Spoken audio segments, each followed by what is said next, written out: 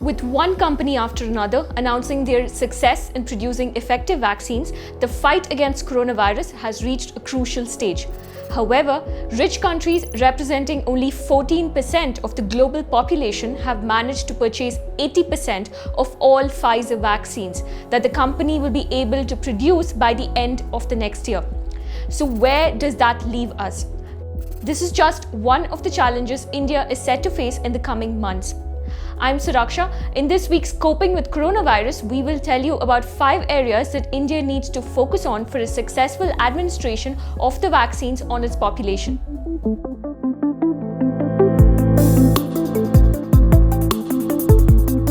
I think the scale of the challenge is just incredible. Now we are talking about vaccinating everybody at least once, possibly twice.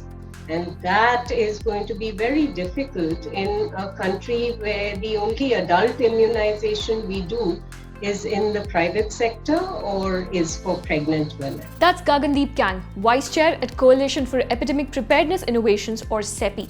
She spoke to us about the challenges ahead for the vaccination program.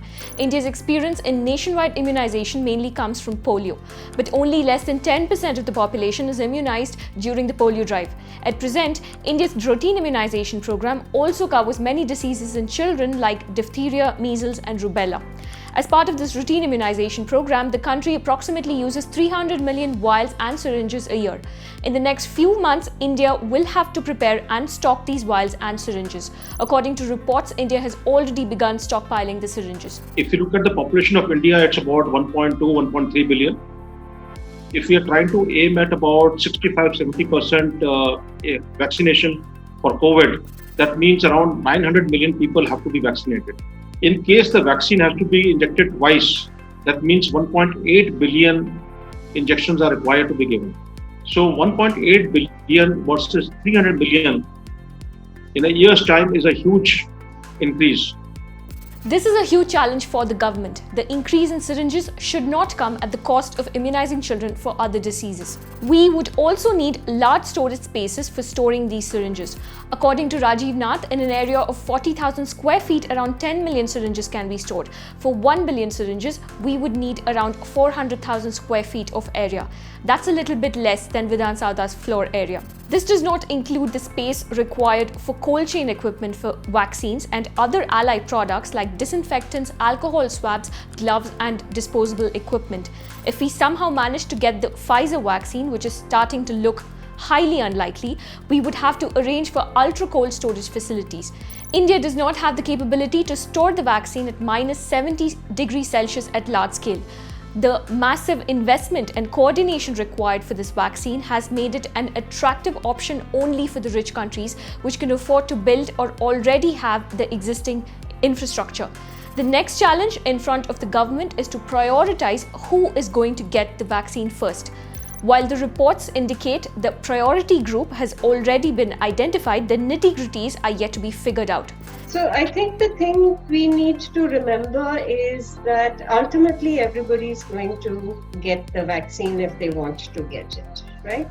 It's a question of when they get the vaccine. So if we think about who should be prioritized, obviously the initial thinking is let's prioritize those who are most at risk of getting infection and most at risk of severe disease. Hence the prioritization of healthcare workers and frontline workers, followed by the elderly, followed by people with comorbidities.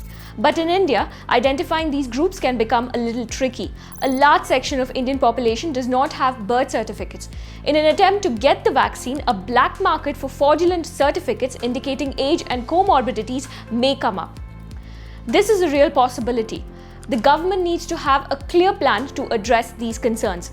With multiple rounds of immunization required, India also needs to address how it is going to deliver the vaccine. So if you think about a village, you're going to go to that village and you're going to first time vaccinate the ASHA worker from that village.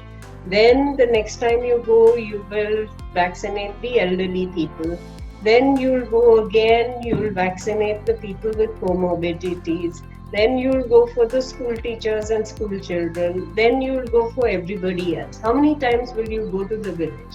if the numbers are small enough, doesn't it make sense to bring the people who need to be vaccinated to a place where you can efficiently give vaccine rather than take the vaccine to people? Essentially, India needs to be flexible in its approach so that if and when the need arises, the vaccine delivery program can be tweaked as per the requirements of different demographics across the nation.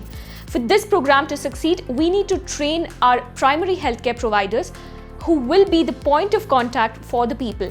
In its path to achieve this goal, the government can learn a lot from the success story of polio and its delivery network. Many of the people who were in the National Polio Surveillance Program are now using the skills that they developed for what's called micro-planning, for the identification of places where children are and strategies where vaccines can be given. Those skills are being put to use in the planning for the COVID-19 vaccines, and this will be very valuable. It is something, however, that will need to be updated over time. This micro-planning exercise might also change according to the demands of different demographics in each vaccination cycle. Vials and syringes, storage of vaccines, identifying priority groups, delivery of vaccines and training of personnel. These are the 5 areas that we think Indian government needs to focus on for successful delivery of the COVID-19 vaccine once the government acquires it. Is there any other area that we missed? Let us know what you think in the comments below. We will return next week with a new COVID-19 story. Until then, stay safe.